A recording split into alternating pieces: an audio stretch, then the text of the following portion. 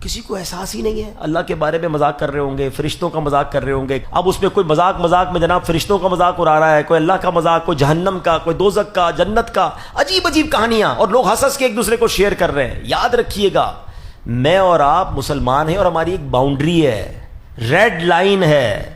آج کل بڑا جملہ مشہور ہو رہا ہے نا, ریڈ لائن. یہ ہماری مسلمانوں کی ریڈ لائن ہے.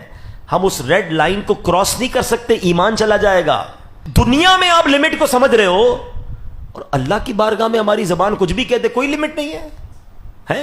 اچھا, اب شیطان ہے نا, کسی کے دماغ میں ڈالے گا, یار یہ کیا بات کی, ساری زندگی مسلمان رہا, کلمہ پڑھتا رہا, کیا ایک جملے سے بندہ اسلام سے خارج ہو جائے گا؟ جملے کی اہمیت سمجھو. میں آپ سے پوچھتا ہوں, 70 سال تک کوئی غیر مسلم رہے, دل کی گہرائیوں سے تصدیق کے ساتھ ایک بار کلمہ پڑھ کر مسلمان نہیں ہو جائے گا؟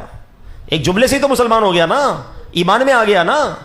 اللہ اکبر. جب ایک جملہ اسے ایمان میں داخل کر سکتا ہے, تو ایک ہی جملہ کسی ایمان والے کو ایمان سے باہر بھی کر سکتا ہے.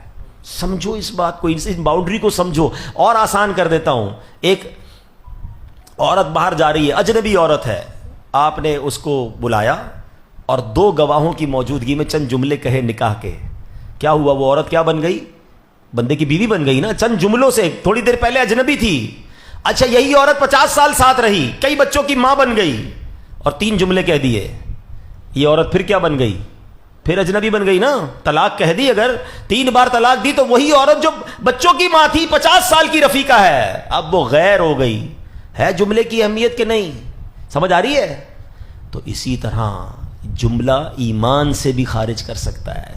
زبان کی احتیاط بہت ضروری ہے. اچھا, پھر یہ ایک تو کامیڈی, دوسرا یہ گانے ہیں. یہ بڑے ینگسٹر بیٹھے ہیں آج کل, بڑے گانے باجے جناب چل رہے ہوتے ہیں. اچھا, گانوں میں بھی ایسے جملے جان بوجھ کے ڈالے جاتے ہیں. معاذ اللہ, خدا کو ظالم کہہ رہا ہوتا ہے کبھی کوئی, اور لڑکے لڑکیاں سن رہے ہیں, شعر ہو رہے ہیں, گنگنا رہے ہیں.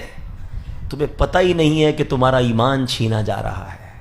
کیا بات ہے, میرے اعلیٰ حضرت نے 100 سال پہلے سمجھایا تھا کہ سونا جنگل, رات اندھیری, چھائی بدلی کالی ہے, سونے والو جاگتے رہیو, چوروں کی رکھوالی ہے.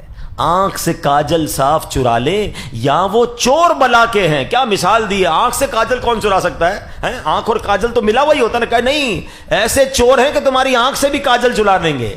آنکھ سے کاجل صاف چرا لیں, یا وہ چور بلا کے ہیں. تیری گٹھڑی تاکی ہے اور تو نے نیند نکالی ہے. تیرا ایمان چھیننے کے لیے آئے اور تجھے نیند آ رہی ہے. وہ لوگ پتہ ہی کچھ نہیں ہے نا کہ ایمان بھی چھین سکتا ہے. اور آج ہم ایمان والے ہو کر ایمان کی قدر نہیں کر رہے ہیں. سب سے پہلی چیز, اپنے ایمان کے لیے دعا کیا کریں. ہر نماز کے بعد